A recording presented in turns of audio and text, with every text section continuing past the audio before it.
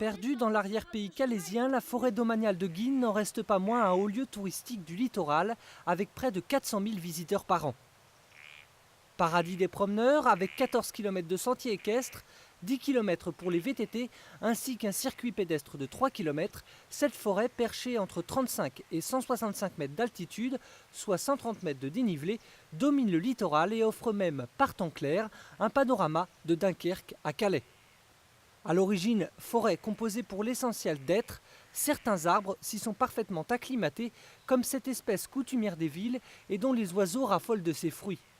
L'homme a aussi introduit d'autres espèces pour diversifier la forêt et ainsi mieux la protéger des tempêtes, des maladies ou encore des insectes. Bien sûr, bon, ici nous nous trouvons dans une parcelle résineuse, purement résineuse.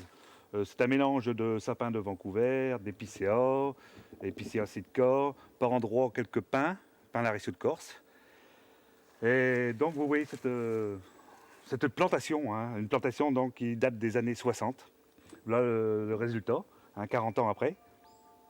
Du côté animalier, la forêt de Guînes offre quelques rencontres furtives fort agréables.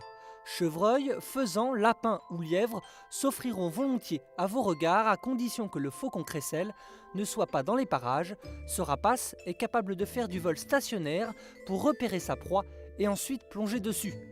Pour cet été, les hérons ne sont pas encore de retour de leur migration, mais leurs nids, toujours visibles, seront occupés dès la fin février.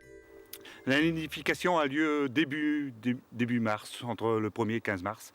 De là, un mois après, on peut observer les animaux dans leur nid et puis les parents venir leur apporter à manger.